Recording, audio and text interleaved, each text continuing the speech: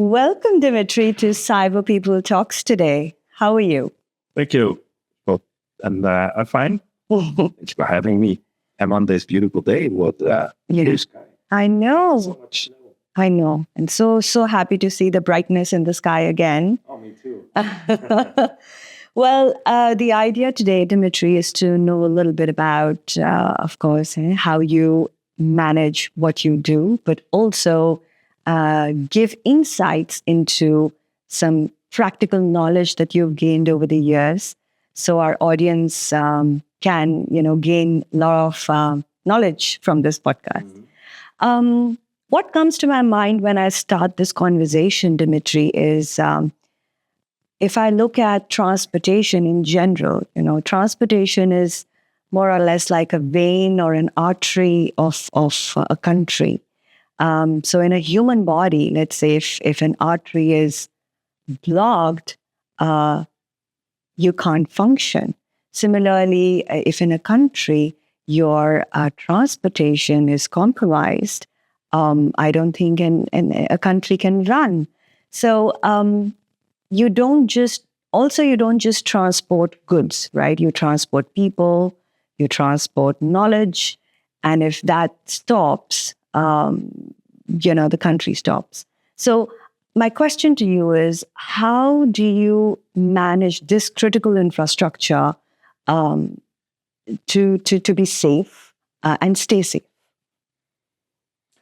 Yeah, that's a very broad question, but I think the angle of being an artery, that's an interesting one, because I truly see society as an organic thing, as an ecosystem that has kind of similarities with the human body, if you like. So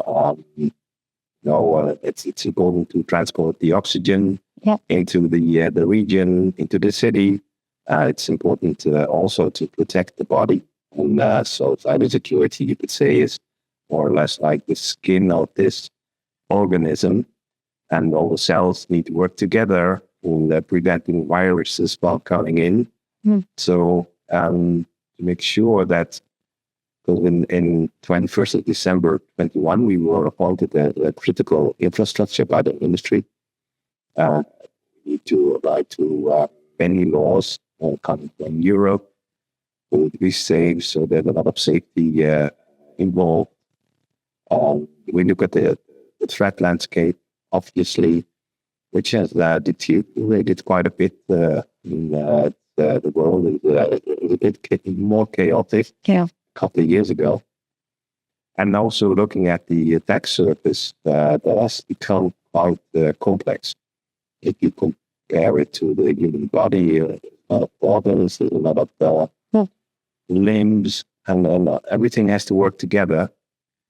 If you look at the attack surface of our organization, we started driving trains in 1839. Actually, it's a festive year. It was a festive year last year because it was 200 years. Wow. We were driving trains in the world. Amazing. In Yeah. 1825, and then a couple of years later, we started in Netherlands. As you can imagine, the digital maturity came in some stages. I always think it's 5 stages. Combine it a little bit. It's first of all, it's the automation manually with the big levers to switch the tracks.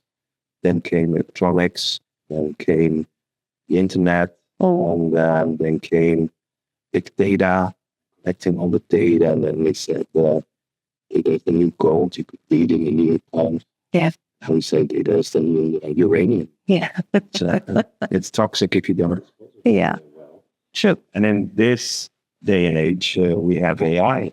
Yeah. So if you look at that landscape, you see OT, IT, you see AI and IoT in between. Some is on the edge, some is in the back end, some is in the front end. So it's an extremely complex ecosystem also of assets that we need to manage. Yeah. In order to drive safely and punctuality. Yeah. Yeah. And you spoke about ecosystem. It's very complex, like you mentioned. Um, do you have dependencies on other organizations? How do you describe, let's say, a little bit more in detail as the ecosystem of NS? Yeah, it's obviously we ride on tracks. Yeah. We are the railway operator. Yeah, infrastructure manager that is for rail. But then you also have all the suppliers that are involved. And if you look at Dutch railways, we have over 10,000 of them. Some provide trains, some provide IT, some provide HR and doing recruitment. So the ecosystem is rather big. We are a very large company in the Netherlands, one of the biggest in the Netherlands. But we're also, all over the Netherlands. Yeah. 400 something railway stations. There's a lot of equipment rooms. There's a lot of assets that we had, like 1,000 trains. And so this ecosystem is very broad. So it's interconnected. It's hyper-connected, you could say. That's also making it interesting, challenging. Yeah, I can imagine. Making sure that every part is secured, making sure that person who's traveling is secured. From all the things that you've mentioned, it might be quite a challenging and heading that. What do you think is the biggest challenge for you, managing this ecosystem? Well, first of all, I don't do it by myself. Yeah, of course. Yeah. So, everyone within our organization has his or her responsibility, and mine is keep the company resilient, the digital resilient. Yeah. I don't do it alone as well. So we have around 130, give or take a couple people on board, cyber experts. Some of them are doing the red team exercises. Some are doing the SOC and the SIEM.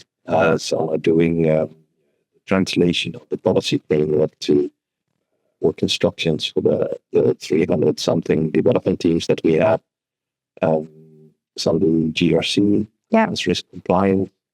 Some are looking at the ecosystem, the suppliers. Do they match with our requirements? By what perspective? Are they assessed well? Do you need to assess them? So it's, some people are working on the OT side.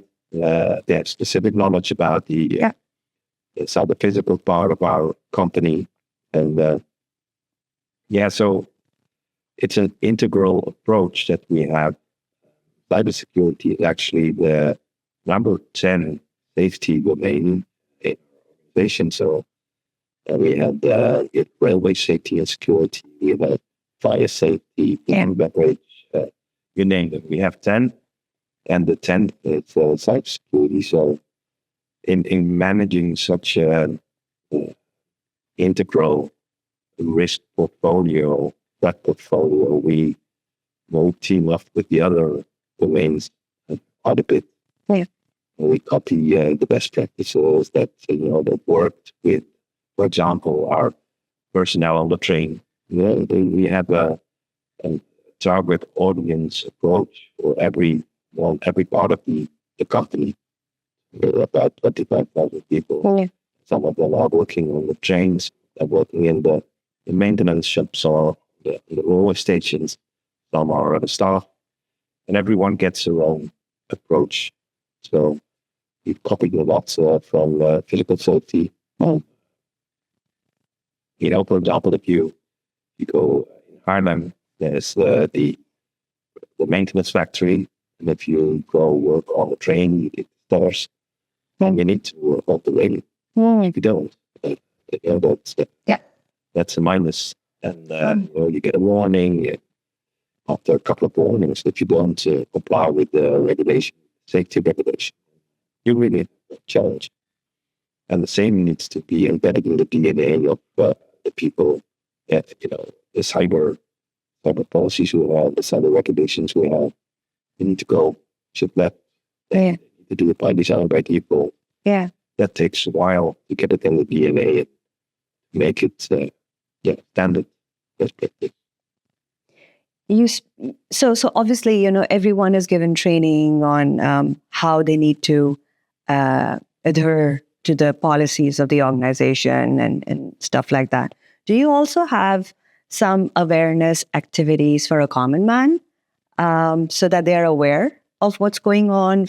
For example, scams or anything of that sort? What do you define? How do you define a common? Me, I'm a traveler. I'm not in security. I would like to go from A to B. I just step on the train, and why should I be worried about cybersecurity? I don't think you should. Right. So what does it mean? So it doesn't mean much to a common man, according to you? No, not unless it goes off the tracks. If you have a breach or if you have a cyber incident. It was shown on the website. It's not a secret that EU rail was hacked up this weekend.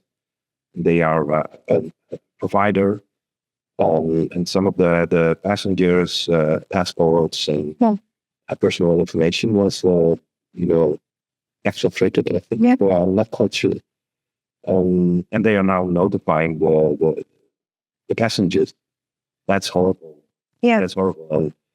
If that happens, you need to inform the common man about his or her PII. Yeah. Be aware of identity fraud, aware of phishing campaigns, stuff like that. Yeah. So we usually, it's only happened once in my tenure of 4.5 years. We get less in a very big data breach in Netherlands. So tell us about that. Yeah, it was the Blauw data leak, the Blauw data breach. Yeah. That was a company that did customer satisfaction survey. And they did it for us. They did it for Vodafone. They did it for many companies, many government companies, organizations as well. And that provider, Blauw, had a provider called Nebu, and they were breached. So it was actually a fourth-party breach, let's say. But it turned out to be the biggest data breach in the Netherlands. I think it was 3 years ago. And when that happens, you have... you need to identify what part of the data could be stolen. So what were they processing for us? Did they add some new data over the years? Sometimes your agreements, they tend to become a bit extended more than you were intending to or years before. So yeah, and if you then have the outlook of what could be on the streets, then you need to inform your person. That's actually very interesting dynamic with that. You need to either decide to inform your passenger if you don't have the real underlying evidence that data is really on the street. So you could scare them without being sure that it's really the case. Or you could say, we will give you a perspective for you to take action yourself, decide for yourself, because the common man, as you say, it's not a dumb man. Yep. So, and then we made the decision, and then for the board decision finally that we should inform the travelers and give them perspective to act. And then there was panic. No, it was not panic. There was the first time that I was extremely proud of that they were the first in the Netherlands to come out with the notification. We were the first to go to the authority because we wanted to give the passenger perspective to act. And when we started in the coming out, then the rest had to follow. So it was, skating. Everyone had to then come out and turned out to be a very big. Yeah. And what was the reaction of the people when they got to know that their information has been leaked? Yeah, it was different. Many people really, they looked it up. First, it's a little bit of a shock. Yeah. And then I think it's also, there was they really did like that we were proactive in informing them. Okay. And also the press was, first of all, it was a very big thing because everyone was in shock. Then pretty soon, I think it was said that, no, that's always for the first, and they were open and they were transparent. I call it sometimes called radical transparency. We try to be as transparent as possible. Or legal opportunity that we had, the boundaries and things. But it's, let's say it was made me very proud that you work for a company that is transparent and trustworthy. Yeah. True. Yeah. True. I mean, it's a very bold decision to go out there and tell people firsthand that this has happened, because a lot of companies would want to hide it because that kind of protects their goodwill, the reputation in the market. So, but I guess NS being NS, with such large capacity of people working for them, maybe they found it easier to go out there, or was it maybe on the hindsight it was even more difficult to go out there and talk about the breach that they've gone through, because that could go either way, right? From the perspective of a common man. Because you also have a lot of applications. You have an app that everybody uses. You have cards that has a lot of people's personal information on it. So everyone might just feel a little bit taken aback that, what if my information is leaked, and what's going to happen? Because a lot of people don't know what to do once something like this happens, and what can happen to them if anything like that happens. So I think it's very important for people to also understand, if something like this happens, what are the steps they need to take in order to feel better, feel secured. Yeah. Right? What do you think a person should do if he gets to know that his personal information is leaked? That depends on the kind of information that is leaked. If it's your passport, if it's your BSN number, for example, if it's a picture, a recent picture added to it, and perhaps your address. Yeah, then they have quite a nice set to do identity scheme. Yeah. If it's only your name and perhaps your email, it's it's still a thing. It's not funny. Yeah. But everyone's email is it found somewhere, even mine. Yeah. Yeah. So it depends a bit on the information. On the information that is leaked. Yeah. Depends a bit on your profile. A highly visible person. Yeah. Specific rights. If you are a very, very capable cyber admin. Yeah. Or an IT admin with many privileges. Yeah. And it becomes a bit many people more aware. Yeah. Yeah. And who do you think would be interested in hacking NS? Depends. We talk about the script kiddie, from script kiddie to the state actor. When I joined in 21, first we had the corona, we had but then pretty soon the war in Ukraine started. In a lot of the railway operations in the Eastern Europe was attacked, and a lot of malware was designed to hack those signaling systems and other OT parts of the railway. We were cautious that it wouldn't spread to the rest of the world. And so that was obviously that's state-sponsored. Yeah. It was war-driven. Yeah. Then you have your regular cybercrime cartels that are, popping up everywhere. It's like whack-a-mole. Yeah.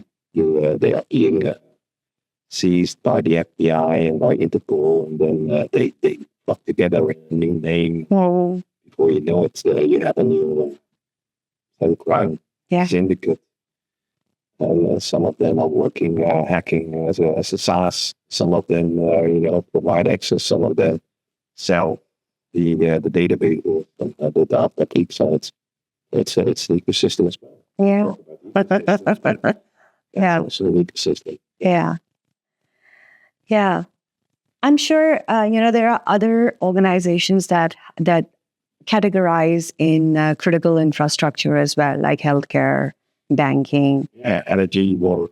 Yeah. Would you have any message for those CISOs?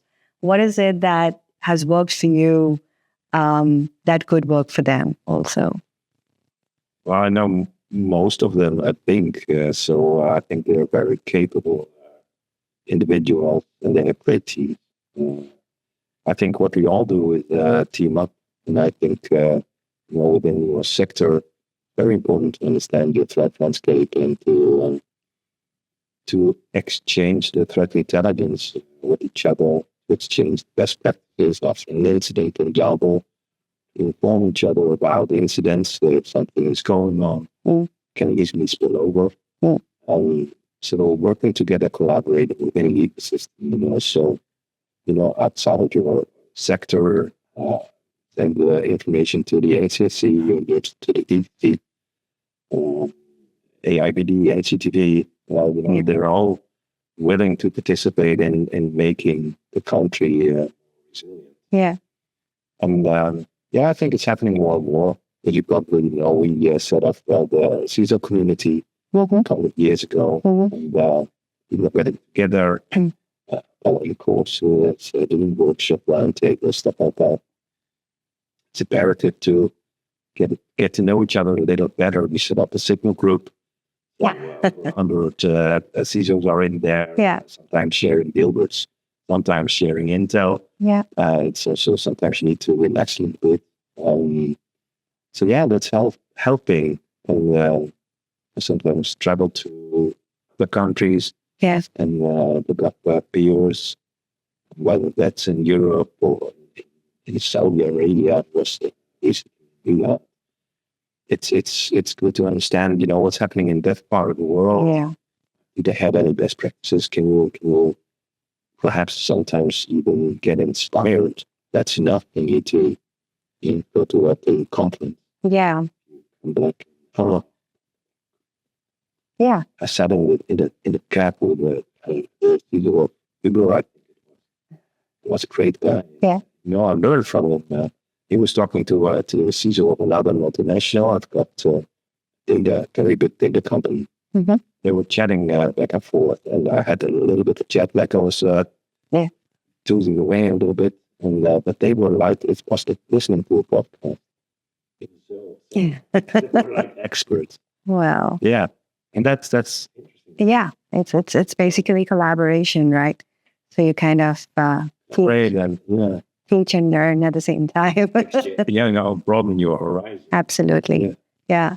Let's talk about AI. I just read your post on LinkedIn mentioning something about pen testing, where there's this AI which is doing pen testing at a rate which is even faster than human, and the accuracy is also pretty fast. Maybe it was like 3 weeks ago or something. How do you think AI is going to transform NS? Do you think it will? Who knows? It's like you need a crystal ball to really understand where AI is heading. At the moment, I think there are parts, narrow AI is always almost an AGI, artificial general intelligence, that is as capable as a human in a narrow field of expertise. But I think within a couple of years, and that might be 5 or a decade, you would have artificial superintelligence. Mm-hmm. And intelligence that we can't even comprehend at the moment. Mm-hmm. It's going so fast now. It's every 3.5 months that the LLMs are doubling in power, the capabilities. That's beyond comprehension almost. Before Moore's law, every 2 years, IT is reviewing and CPU power is doubling. AI is taking an exponential pace in that matter. Well, I think that the biggest question is, how do you orchestrate? I told you about our attack surface. We have OT, IT, and AI. How do you orchestrate the difference in speed, in development, in innovation? That's quite a challenge. Yeah.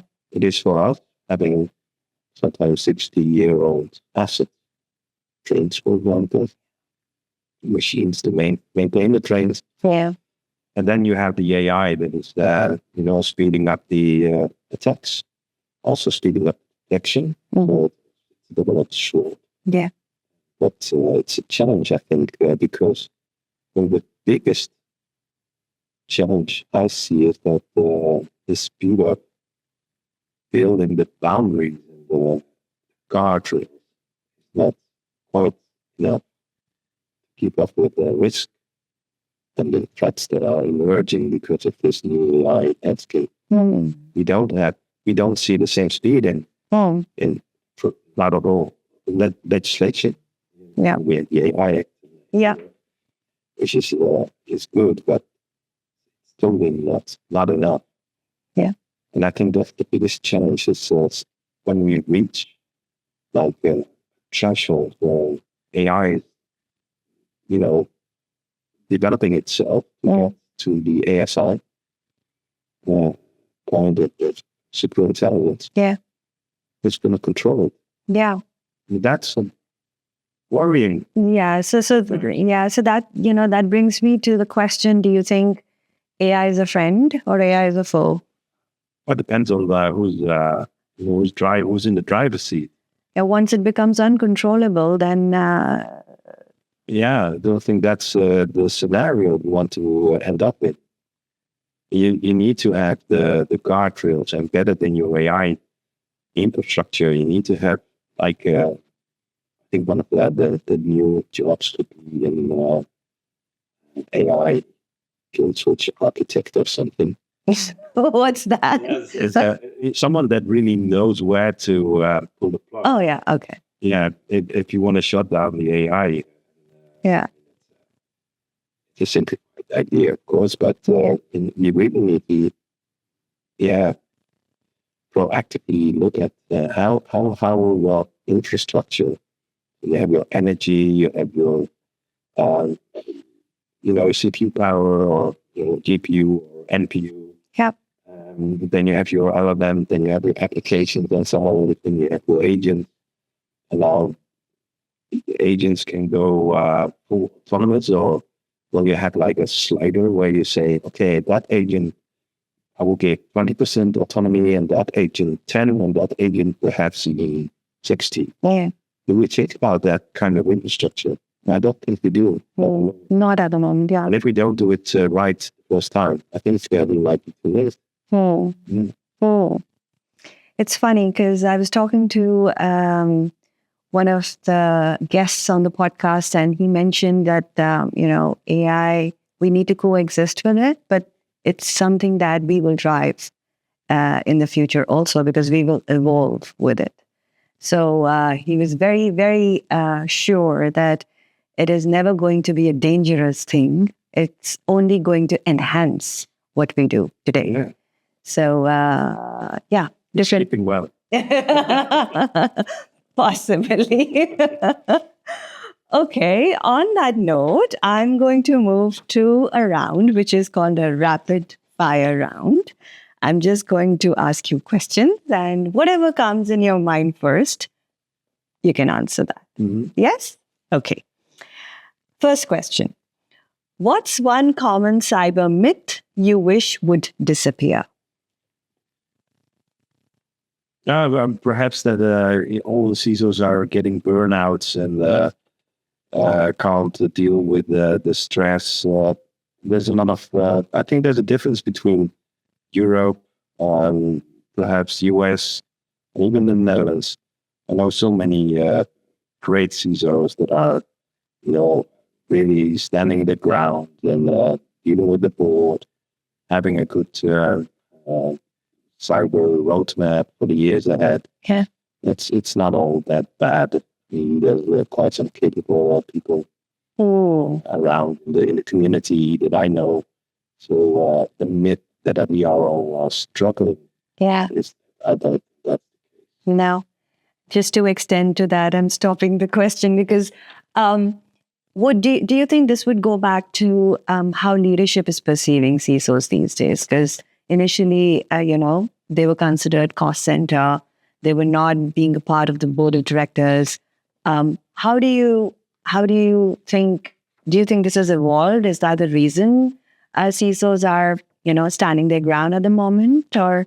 Yeah, it has definitely evolved. So leadership has taken into account that cybersecurity is important. Oh, but the CISO also evolved. Oh.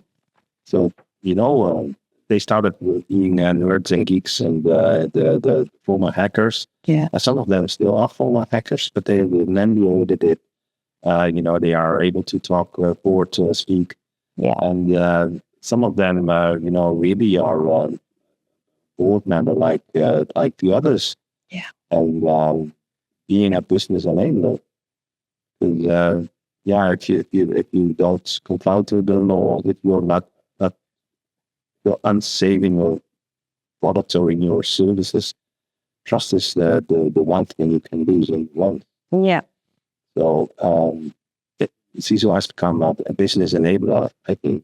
I'm so happy to hear this. Because in the past podcasts, honestly, Dimitri, all I've heard is that we are going through burnouts and no one is talking about it. Everyone, whenever there's a hack, everyone looks at the CISO and it's your fault, So I'm glad to hear another perspective of that from you as well. It's also, I think, important to legalize that if you are part of the defense team, you can't be part of the second line. So at railways, for example, we set up a 3 months model, and many of my colleagues, CISO colleagues, did it. Some of them are working on it, making CISO a director function, making having a part that is responsible for the strategy and on the policy framework, the GRC, and having oversight of the rest of the company. And then you have the SecOps part, operations, yeah.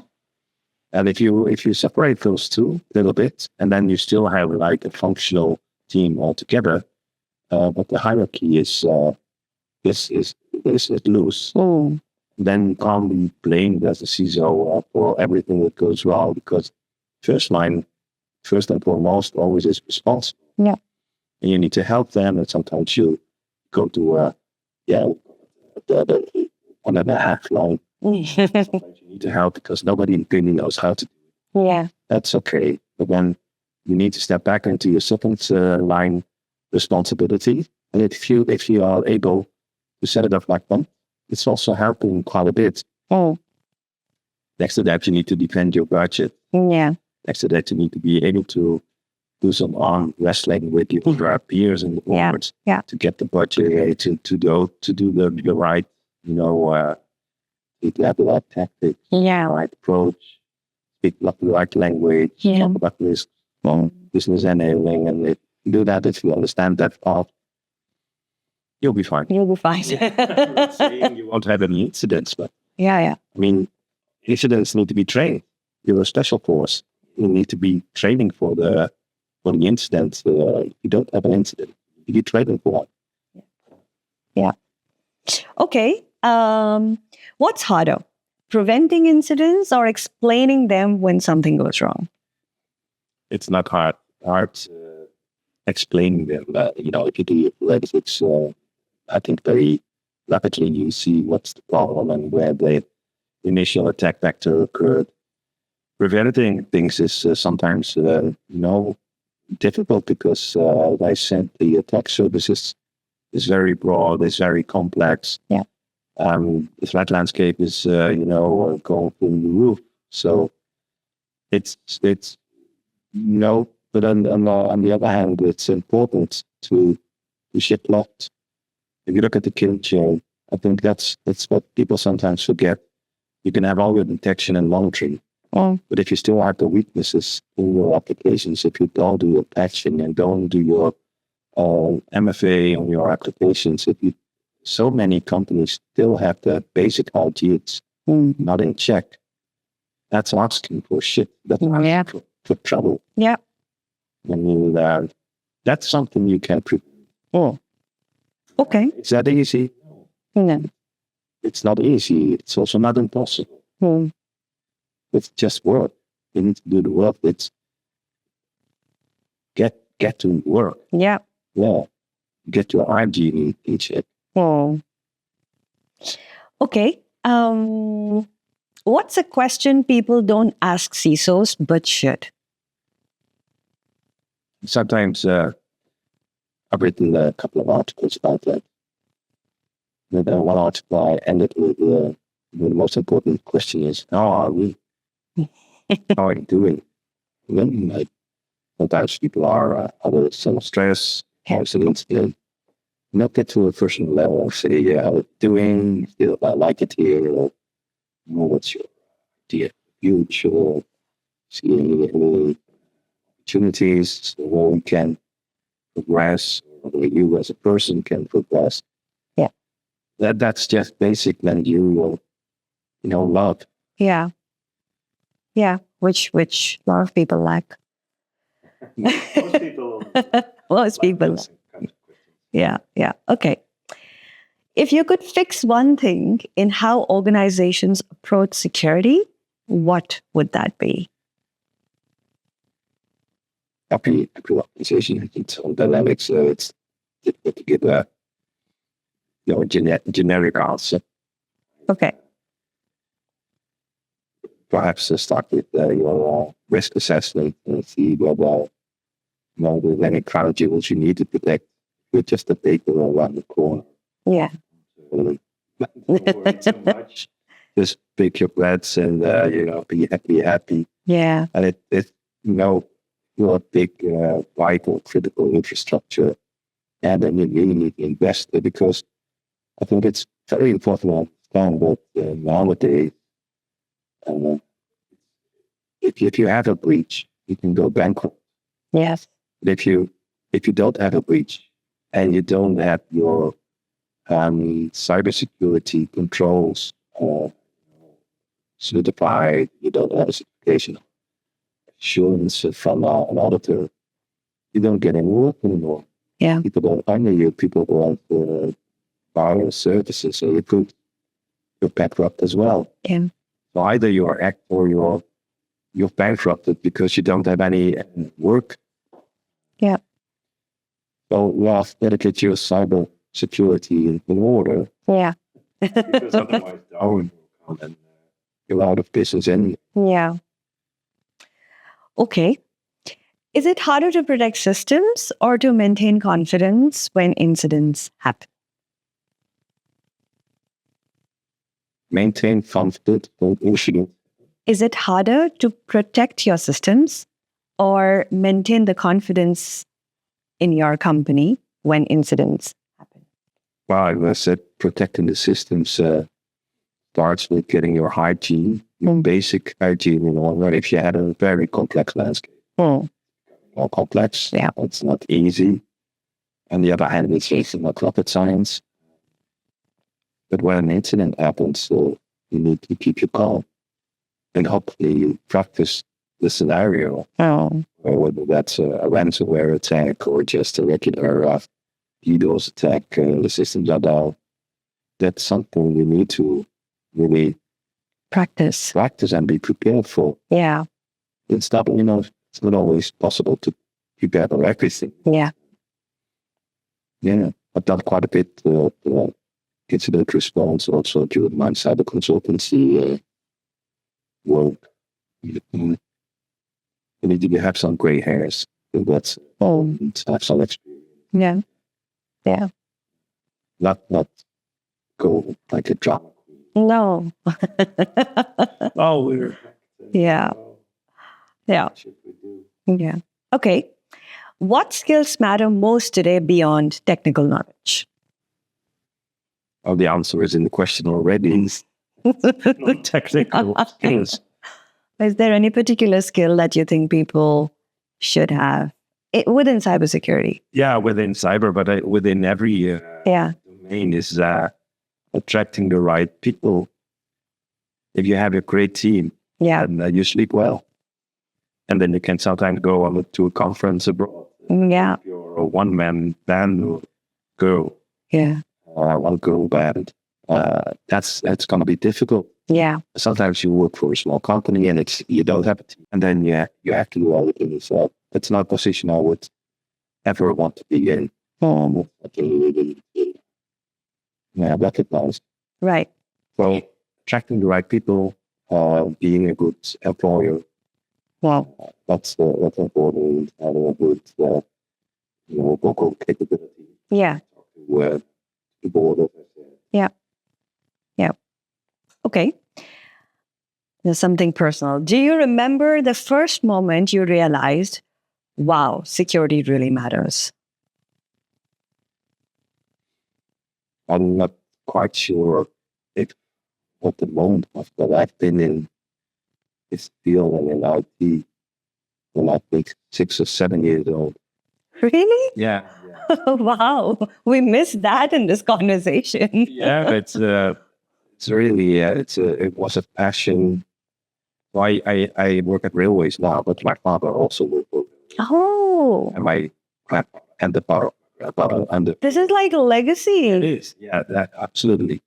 Oh, wow. That's where I feel very at home. I can imagine. But, when I was a young boy, my father took me to the railway station in the south of the Netherlands where I grew up. And then under the railway station, there was the hobby computer club. And that's where the first personal computers were dissected. Oh, yeah. We looked at the RAM, the hard drives, and then you need to do some coding yourself. Oh, no. Sometimes assembly, sometimes basic. So, like that. So yeah, I learned at a young age. Was very curious about newer technology. Mm-hmm. That time it was new. It was the previous century. Yeah. Century. Yeah, it was. No. And, and then we started having passwords. I think that's more or less when, first cyber thing came. Yeah. And most of the time I was working in IT as a CIO, IT director and stuff like that. Only 15 years ago, I switched to cyber because I wanted to be a police officer. Yeah. Oh, now I can be digitally. Yeah. But it's just a regular job, like the others. Oh, but once you follow your passion, I think you don't leave that because you really enjoy every day what you're doing, isn't it? Not every day, but many days. Yeah. I really feel I am where I should be. Well, that's amazing to hear. Great.